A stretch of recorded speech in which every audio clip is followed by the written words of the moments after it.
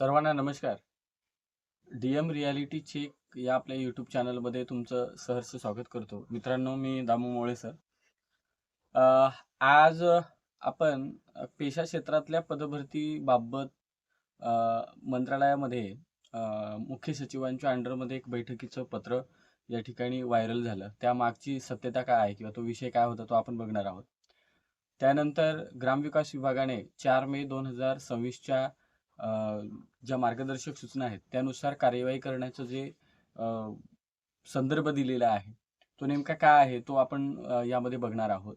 आणि तिसरी गोष्ट म्हणजे अ, या सगळ्या गोष्टीमध्ये कुठल्या जिल्हा परिषदेची शिक्षक भरती थांबली होती आणि त्यांनी नियुक्ती आदेश दिले. तर या 3 विषयाच्या संदर्भामध्ये आपण थोडक्यात बघणार आहोत. मित्रांनो, तुम्ही माझ्या चॅनलला नवीन असाल तर चॅनलला सबस्क्राईब करा, जेणेकरून या विषयाच्या संदर्भातले व्हिडिओ तुमच्यापर्यंत थेट पोहोचतील. चला आपण सुरुवात करूया. नेमकं पहिल्यांदा ते पत्र काय आहे. या जे कॅबिनेट मिनिस्टर आहेत नरहरी झिरवाळ साहेब, ते आणि आदिवासी विकास मंत्री या सगळ्यांच्या माध्यमात एक बैठकीचं पत्र या ठिकाणी आहे. त्यांचा विषय नेमका काय होता ते आपण सुरुवातीला बघू. मित्रांनो, या ठिकाणी स्क्रीनवरती सामान्य प्रशासन विभाग यांचं या ठिकाणी हे बैठकीच्या संदर्भामधलं पत्र आहे. 5 मे 2026 बैठक कुठे होणार तर 6 तारखेला 4 वाजता जे मुख्य सचिवांचे समिती कक्ष आहे मंत्रालयात तिथे होणार, अशा बाबतचं त्या ठिकाणी हे पत्र आहे. आता यामध्ये कुणाला प्रती केलेलं आहे तर माननीय मंत्री अन्न औषध प्रशासन विशेष सहाय्य महाराष्ट्र राज्य म्हणजे नरहरी झिरवाळ साहेब, आणि दुसरे माननीय मंत्री आदिवासी विकास मंत्री म्हणजे प्राध्यापक अशोक उईके साहेब, या दोघांच्या माध्यमात ही बैठक होणं अपेक्षित आहे.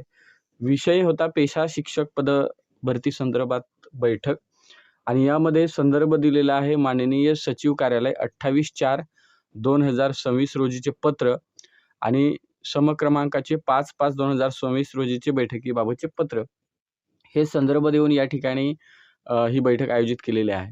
यामध्ये मेन्शन काय केलेलं आहे ते पण आपण बघूया. यामध्ये महोदय, उपरोक्त विषयाच्या अनुषंगाने माननीय मुख्य सचिव यांच्या अध्यक्षतेखाली 6/5/2026 रोजी सकाळी 10 वाजता त्यांच्या समिती कक्ष येथे बैठक आयोजित करण्यात आल्याबाबत आपणास संदर्भाधीन पत्र 2 अन्वये कळवण्यात आले आहे.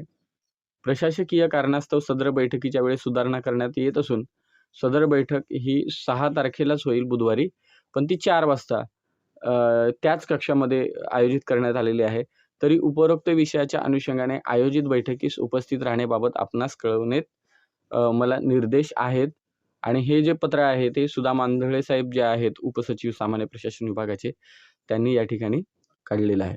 यामध्ये प्रति कोण आहे, त्या बैठकीला कोण कोण उपस्थित राहणार आहेत तर त्या बैठकीला उपस्थित राहणारे आहेत, पहिले म्हणजे प्रधान सचिव ग्रामविकास विभागाचे, प्रधान सचिव शालेय शिक्षण विभागाचे, सचिव आदिवासी विकास विभागाचे, त्यानंतर सचिव 26 इतर मागास बहुजन कल्याण विभागाचे, त्यानंतर मुख्य सचिव जे आहेत मुख्य कार्यकारी अधिकारी म्हणजे अहिल्यानगर असेल, अमरावती, चंद्रपूर, धुळे, गडचिरोली, जळगाव, नांदेड, नंदुरबार, नाशिक, पालघर, पुणे, ठाणे, यवतमाळ यांना काय करायचं आहे, VC द्वारे जोडायचं आहे.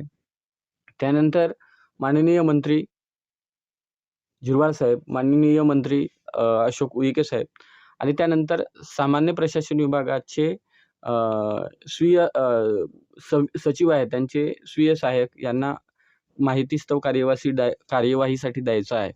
आणि मुख्य जे सचिव आहेत राजेश अग्रवाल साहेबांचे स्वीय सहाय्यक यांना माहितीस्तव हे द्यायचं आहे. तर हे एकूण हे सगळी मंडळी त्या बैठकीमध्ये उपस्थित असणं अपेक्षित होतं. आणि ही जी बैठक आहे ही पेशा शिक्षक भरती संदर्भामध्ये ज्या जिल्ह्यांमध्ये पेशा भरती अजून झालेली नाही तिथे काय अडचणी आहेत, कशा पद्धतीने आहेत, त्या कशा पद्धतीने सोडवायला हव्यात, या संदर्भामध्ये ही बैठक होती. आता या बैठकीमध्ये आपल्याकडे त्याचं इतिवृत्त नाही, ते मिळेल, आपण प्रयत्न करतोय. पण या दृष्टिकोनातून ज्या जिल्ह्यांमध्ये अजूनही भरती प्रक्रिया पेंडिंग आहे, तिथं झालेली नाहीये. 4 मे 2026ला त्याबाबतचं पत्र निघालं. पण त्या अगोदरच हे 28/4/2026लाच माननीय मुख्य सचिव कार्यालयाकडे याच्या अगोदरच बैठकीची मागणी केली होती आणि ती बैठक झाली. तर मे बी 4 मे 2026ला जे काही घडलं, ते या बैठकीमध्ये सविस्तर त्याच्यावरती चर्चा झाली असावी, असं एकंदरीत वाटतं. बघूया त्याचं इतिवृत्त मिळेल. पण या बैठकीमध्ये ज्या जिल्हा परिषदांची भरती प्रक्रिया अजूनही अनुत्तरित आहे, प्रलंबित आहे, त्या बाबतीमध्ये चर्चा झालेली असावी. त्यानंतर मित्रांनो, आपल्या स्क्रीनवरती एक दुसरं पत्र आहे 7/5/2026चं. या पत्रामध्ये सामान्य प्रशासन विभागाने जो काही 17 संवर्ग सरळ सेवेच्या भरतीमध्ये ज्या काही गाईडलाईन दिल्या, मार्गदर्शक सूचना दिल्या, त्याच्या संदर्भामध्ये जे विकास विभाग, पंचायत विभाग अंडरमध्ये जे काही जिल्हा परिषदा येतात सगळ्या, त्या पेशा क्षेत्रातल्या त्या 13 जिल्हा परिषदांसाठी हे पत्र इश्यू केलेलं आहे. त्याची अंमलबजावणी संदर्भामध्ये आणि ते तात्काळ दिलेलं आहे. आता ते पत्र आहे 7/5/2026. म्हणजे ॲक्चुअली 4 मे 2026ला सामान्य प्रशासन विभागाकडून मार्गदर्शक सूचना येतात. त्यानंतर 6 तारखेला झिरवाळ साहेबांच्या झिरवाळ साहेब आणि आदिवासी विकास मंत्री म्हणजे मुख्य सचिवांच्या अध्यक्षतेखाली मीटिंग होते आणि त्यानंतर पुन्हा 7 तारखेला हे ग्रामविकास व पंचायत राज विभागाचे जे सेक्रेटरी आहेत, त्यांच्या माध्यमातून हे पत्र इश्यू होतं. ते काय आहे ते आपण बघूया, की यामध्ये त्यांनी मुख्य कार्यकारी अधिकारी जे आहेत जिल्हा परिषदांचे ठाणे, पालघर, नाशिक, धुळे, नंदुरबार, जळगाव, अहिल्यानगर, पुणे, नांदेड, अमरावती, यवतमाळ, गडचिरोली आणि चंद्रपूर हे सगळे जे 13 जिल्हे आहेत हे शेड्यूल एरियामध्ये येतात. म्हणून त्या ठिकाणी त्या 13 जिल्ह्यांचीच नावं असतात. आता तो विषय काय आहे ते आपण बघूया. विषय आहे अनुसूचित क्षेत्रातील पेसा 17 संवर्गातील सरळ सेवेची पदे भरण्याबाबत मार्गदर्शक सूचना आणि यामध्ये मेन्शन केलंय उपरोक्त म्हणजे महोदया, उपरोक्त विषयाबाबत सामान्य प्रशासन विभागाकडून प्राप्त 4/5/2026 रोजीच्या पत्राची प्रत सोबत जोडलेली आहे.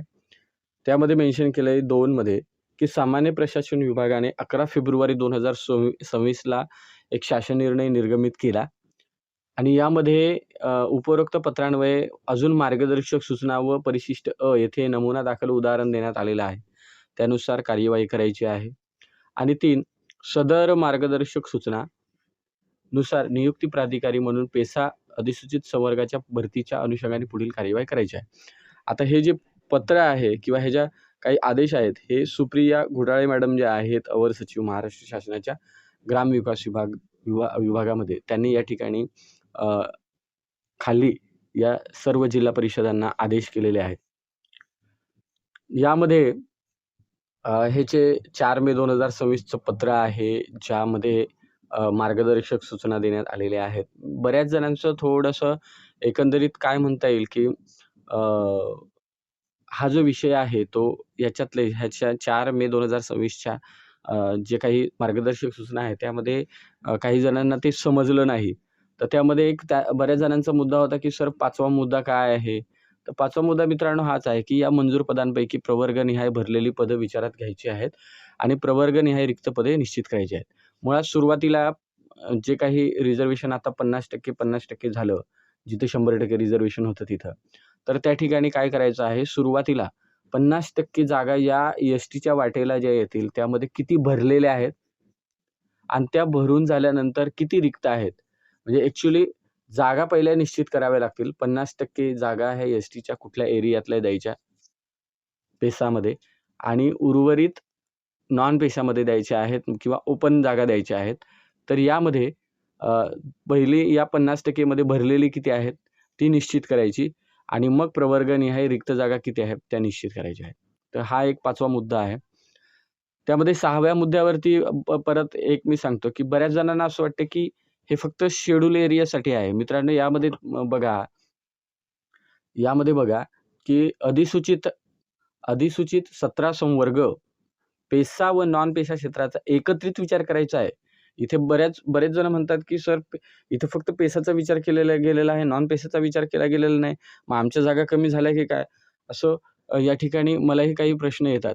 तर मित्रांनो, या ठिकाणी एकत्रित विचार करायचा आहे पेसा आणि नॉन पेसाचा. या पेशा क्षेत्रात विचार करून काय करायचं आहे, पेशा क्षेत्रात राखीव प्रवर्गात कार्यरत पदाचे जर अधिक्य असल्यास, म्हणजे जर पेशा क्षेत्रामध्ये जर अधिक शिक्षक झाले किंवा जे काही 17 वर्गाचे कर्मचारी अतिरिक्त झाले 50% देऊनही, तर त्या ठिकाणी त्यांना काय करायचं आहे, नॉन पेशामध्ये त्यांच्या प्रवर्गात म्हणजे जर समजा आपण एक्झाम्पल पकडू, की पेसामधले काही शिक्षक हे अतिरिक्त झाले.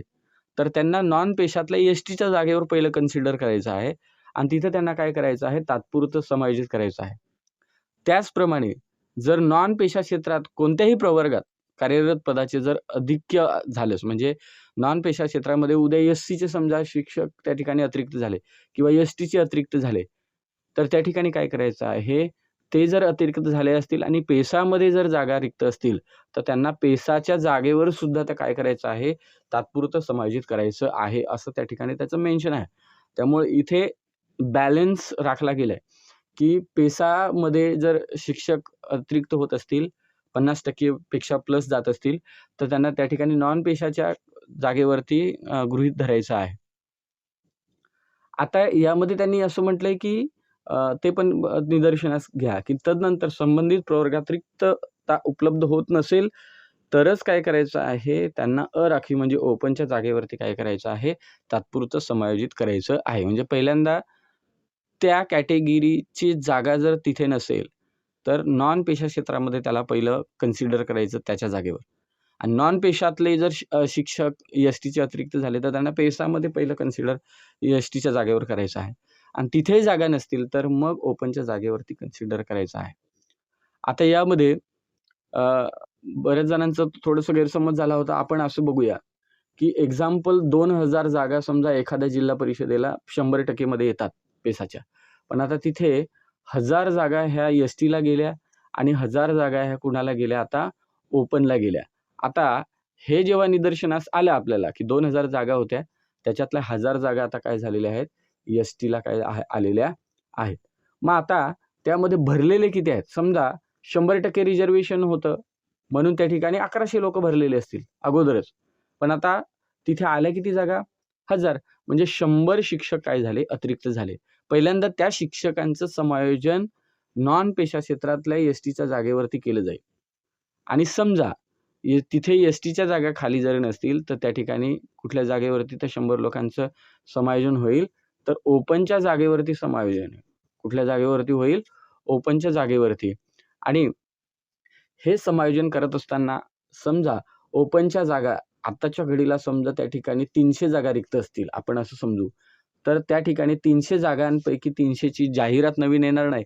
कारण त्या ठिकाणी काय होईल, 100 एस-टीचे जे कोणी उमेदवार आहेत किंवा अधिक झालेले शिक्षक असतील किंवा अधिक झालेले तलाठी असतील, कोणी जे संवर्ग 17 संवर्गाचं, तर या 300 पैकी 100 जागा त्यांना देऊन, कारण ते अतिरिक्त आहेत, त्यांच्या जागेवर त्यांना दाखवलं जाईल तात्पुरतं आणि त्या ठिकाणी 200 जागांची जाहिरात येऊ शकते. म्हणजे एकंदरीत बऱ्याच जणांचं म्हणणं होतं, की सर आमच्या 300 जागा रिक्त आहेत किंवा नॉन पेशा क्षेत्रामध्ये एस-टीच्या आमच्या एवढ्या जागा आहेत. तर इथे तात्पुरते हे शिक्षक अतिरिक्त झालेत. हा पेसाच्या संदर्भातलाच विषय नाहीये. उद्या यामध्ये हा पण गोंधळ होणार आहे. कारण त्या ठिकाणी उद्या नॉन पेशा क्षेत्रामध्ये एस-टीच्या जागा समजा असतील, तर तिथे पण जर अतिरिक्त होत असतील, तर ते एस-टी पेसाच्या जागेवर सुद्धा त्यांना त्या ठिकाणी दाखवण्यात येऊ शकतं आणि दाखवावं लागेल कारण त्या संबंधितल्या मार्गदर्शक सूचना आहेत. हे सगळं मित्रांनो करत असताना काय करायचं आहे, मंजूर पदांपेक्षा मंजूर पदं ही ओव्हररूल होणार नाहीत. त्यांच्या मर्यादेतच करायची आहे. म्हणून जरी ओपनच्या 300 जागा जरी रिक्त असतील, तरी 300 जागांची जाहिरात येणार नाही. कारण जे काही एस-टीचे 100 लोकं अतिरिक्त झाले, ते या 300 मधील 100 जागांवरती ते तात्पुरतं समायोजित केल्यामुळे 200 जागांची भरती त्या ठिकाणी होणं अपेक्षित आहे. हे फक्त मी एक्झाम्पल दिलंय. यामध्ये त्यांनी उदाहरण दाखल दिलेलं आहे, जसं वरच्या पत्रामध्ये त्यांनी मेन्शन केलंय, त्याप्रमाणे कार्यवाही होणार. आता इथं त्यांनी स्पष्ट दिलेलं आहे मित्रांनो, की बघा 900 जागा ह्या जिल्हा परिषदेला आहेत, असं आपण गृहीत धरू. त्यापैकी 50% एस-टीला 450 गेल्या आणि 450 ह्या ओपनला गेल्या. ठीक आहे, सरळ-सरळ. मग या 450 जागा या एस-टीच्या वाटेला आल्या. एस-टीच्या वाट्याला आल्या. पण तिथे समजा 500 लोकं ऑलरेडी भरलेले आहेत एस-टीचे. याचा अर्थ 50 लोकं हे तिथे अतिरिक्त झाले. तर त्या ठिकाणी समजा या 450 ओपनमध्ये 400 लोकं तिथे भरलेले आहेत ऑलरेडी ओपनच्या जागेवरती आता कन्सिडर केलेत. तर 50 जागा रिक्त राहतात. पण हे एस-टीचे 50 लोकं इथे ॲडजस्ट झाल्यामुळे इथे ओपनच्या जागेवरती सुद्धा आता रिक्त दिसणार नाही. कारण आपल्याला माहिती आहे इथे 450 झाले, इथले 50 इथे ॲडजस्ट केल्यामुळे 900 जे मंजूर पदं होते ती काय झाली इथे पूर्णतः दाखवली गेलीत आणि म्हणून मंजूर पदांपेक्षा जास्तच्या जागा तिथं भरल्या जाणार नाही. हे एकंदरीत मी तुम्हाला फक्त मोघमली समजावून सांगतोय. दुसरी गोष्ट की जिथे आता हे 50-50 झालं तिथलं हे रिझर्व्हेशन आहे. पण जिथे 25% आदिवासींचं रिझर्व्हेशन आहे, तिथे 25 जागा ह्या एस-टीला आहेत. 50 जागा ह्या कुणाला आहेत? ओपनला आहेत आणि 25% जागा ह्या कुणाला आहेत? तर इतर जे आरक्षित वर्ग आहेत त्यांना आहेत. आता यामध्ये सेम कंडिशन होईल. समजा 100 जागा ह्या त्या ठिकाणी मंजूर पदं आहेत. 25 जागा एस-टीला गेल्या, 50 जागा ह्या ओपनला गेल्या आणि 25 इतर मागासवर्गाला गेल्या. तर त्या ठिकाणी अतिरिक्त पहिल्यांदा कोणत्या आहेत? उद्या असं होईल की इतर मागासवर्गाचे 25 जागा आहेत, पण तिथे 30 भरलेले आहेत. तर 5 लोकं हे अतिरिक्त आहेत. ते एकतर ओपनच्या जागेवर किंवा मग पेशाच्या जागेवरतीही त्यांना तात्पुरतं दाखवू शकतात. हे एकंदरीत ही गोष्ट आहे की आपल्याला फक्त याच्यातून मी थोडंसं काहींना ते थोडंसं समजत नव्हतं. त्यांनी मला काही प्रश्न विचारले होते. मी त्याच्यावर थोडंसं बोललोय. पण हे पत्र मुळात महत्त्वाचं आहे की 7/5/2026ला अवर सचिव महाराष्ट्र शासनाचे जे ग्रामविकास आहेत, त्यांनी या ठिकाणी मार्गदर्शक सूचना केलेल्या आहेत. त्यामुळे आता सद्यस्थितीमध्ये इतर पदांची भरती करणं गरजेचं आहे. शिक्षक भरतीच्या संदर्भामध्ये शालेय शिक्षण विभागाचं पत्र, त्यानंतर आयुक्तांच्या पुन्हा एक खाली पत्र येऊ शकतं. मित्रांनो, हे आपला व्हिडिओचा तिसरा विषय होता. तो म्हणजे कुठल्या जिल्हा परिषदेला या ठिकाणी नियुक्ती मिळालेली आहे. तर शिक्षण सेवक प्रशिक्षित या पदावरती नियुक्ती देण्याबाबत मराठी माध्यम उच्च प्राथमिक जो स्तर आहे 6वी ते 8वीचा, तर जी जिल्हा परिषद आहे अहिल्यानगर त्यांनी काय केलेलं आहे, या ठिकाणी नियुक्ती आदेश काढलेले आहेत 30/4/2026ला. यामध्ये संदर्भ दिलेले आहेत. जवळ-जवळ त्यांनी संदर्भ 42 दिलेले आहेत आणि ही जी कार्यवाही आहे, ही कार्यवाही कुठल्या पत्रान्वये होते? तर शेवटचा जो संदर्भ आहे तो या ठिकाणी माननीय आयुक्त जे आहेत, म्हणजे एक तर हे 3 महत्त्वाचे एक शासन निर्णय म्हणजे ग्रामविकास विभाग, जो 11 फेब्रुवारी 2026ला. त्यानंतर तो जी-आर आल्यानंतर शालेय शिक्षण विभागाने 20/2/2026ला एक पत्र काढलं आणि त्या पत्राच्या अनुषंगाने आयुक्तांनी गाईडलाईन दिलेल्या आहेत. तर या ठिकाणी शिक्षण सेवकांना नियुक्ती आदेश काढलेले आहेत. आता यामध्ये काय म्हटलंय ते बघूया आपण. आपणास कळवण्यात येते की उपरोक्त संदर्भ 31 ते 35, 40 ते 42 या शासन निर्णय जे आहेत, परिपत्रक आहेत, त्या पत्रानुसार 17 संवर्गाची पदभरती करण्याचे सूचना आहेत. सद्यस्थितीत संदर्भ क्रमांक 40चा शासन निर्णय माननीय सर्वोच्च न्यायालयातील जी काही याचिका प्रलंबित आहेत, त्यानुसार 6/10/2025 आणि 17/11/2025 रोजी जे काही निर्णय दिलेले आहेत सुप्रीम कोर्टाने, त्यानुसार काय केलेलं आहे, पेशा क्षेत्रातील पदभरती प्रक्रिया राबवताना मुद्दा क्रमांक 6 नुसार पेशा क्षेत्रातील रिक्त पदांसाठी म्हणजे जो काही सामान्य प्रशासन विभागाचा जी-आर आहे, त्याच्यातला मुद्दा क्रमांक 6 नुसार पदभरती प्रक्रिया राबवताना काय करायचं आहे, पदभरतीसाठी यापूर्वी जाहिरातीद्वारे राबवलेल्या निवड प्रक्रियेमध्ये गुणवत्तेने पात्र ठरलेल्या निवड यादीतील उमेदवारांना तसेच 5 ऑक्टोबर 2024 रोजीच्या शासन निर्णयान्वये मानधन तत्त्वावर नियुक्ती दिलेल्या उमेदवारांच्या गुणवत्तेनुसार नियुक्तीची कार्यवाही प्रथम करण्यात यावी असं नमूद केलंय. आणि त्यानुसार संदर्भ क्रमांक 42 नुसार जे काही आयुक्तांच्या गाईडलाईन आहेत, यांनी जे काही पेशा क्षेत्रातील पदभरतीबाबतचे निर्देश दिलेले आहेत, त्यानुसार त्यांनी मेन्शन केलेला आहे. तो म्हणजे महत्त्वाचा मुद्दा हा की उपरोक्त शासन निर्णय 11 फेब्रुवारी 2026 मधील मुद्दा क्रमांक 6 नुसार पेशा क्षेत्रातील रिक्त पदांसाठी पदभरती प्रक्रिया राबवताना भरतीसाठी यापूर्वी जाहिरातीद्वारे राबवलेल्या निवड प्रक्रियेने गुणवत्तेने पात्र ठरलेल्या निवडीतील उमेदवारांमधून नियुक्तीची कार्यवाही प्रथम करायची आहे आणि त्यानुसार माननीय आयुक्तांनी जे काही 22 ऑगस्ट 2023 अन्वये प्राप्त निवड यादीतील म्हणजे 22 ऑगस्ट 2023 हा ही डेट कोणती आहे? तर त्यावेळेस भरती प्रक्रिया ज्यावेळेस ऑफलाईन याद्या जिल्हा परिषदांना पाठवल्या, त्याचा संदर्भ या ठिकाणी जोडलेला आहे.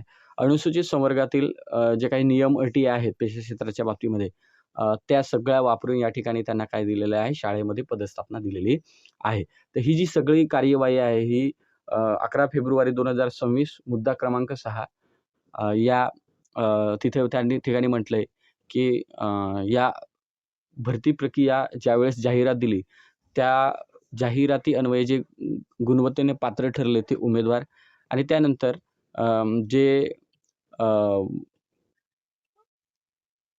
मानधन तत्त्वावरती कार्यरत होते, त्या दोघांमध्येही जे गुणवत्तेने पात्र ठरतील अशांची यादी त्या ठिकाणी आयुक्तांनी लावायला सांगितलेली आहे आणि त्यानुसार ही यादी लावलेली आहे, पदस्थापना दिलेली आहे. या ठिकाणी एक प्रियंका आंबेकर, शशिकांत बुळे, दीपाली लोहकरे, माधुरी लहामटे, चंद्रकला धादवड, वंदना तळपाडे, हिराबाई चौधरी, केशव लोहकरे, रवींद्र घनगुटे असे जे काही तिथे टीचर वर्ग आहेत, त्यांना काय दिलेलं आहे, पदस्थापना दिलेली आहे. असे 9 जे लोकं आहेत, 9 जे शिक्षक आहेत, त्यांना इयत्ता 6वी ते 8वीचा स्तर गणित विज्ञानसाठी या ठिकाणी नियुक्ती दिलेली आहे.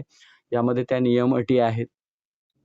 त्यामध्ये त्यांनी मेन्शन केलंय, की ही नियुक्ती टेम्पररी आहे. ही जी काही सुप्रीम कोर्टामध्ये याचिका प्रलंबित आहे, त्या याचिकेच्या अंतिम निर्णयाच्या अधीन राहून आहे. तुम्हाला वैद्यकीय कारणास्तव काही असेल, पती-पत्नी एकत्रितकरणासंदर्भात बंधनकारक राहील.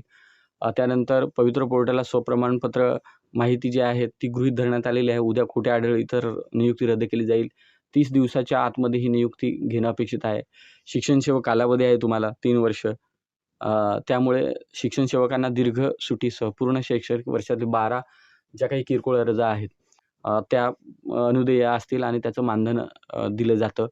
3 वर्ष शिक्षण सेवा कालावधी समाधानकारक केल्यानंतरच तुम्हाला नियमित वेतन श्रेणीमध्ये नियुक्ती देण्यात येईल 3 वर्षानंतर.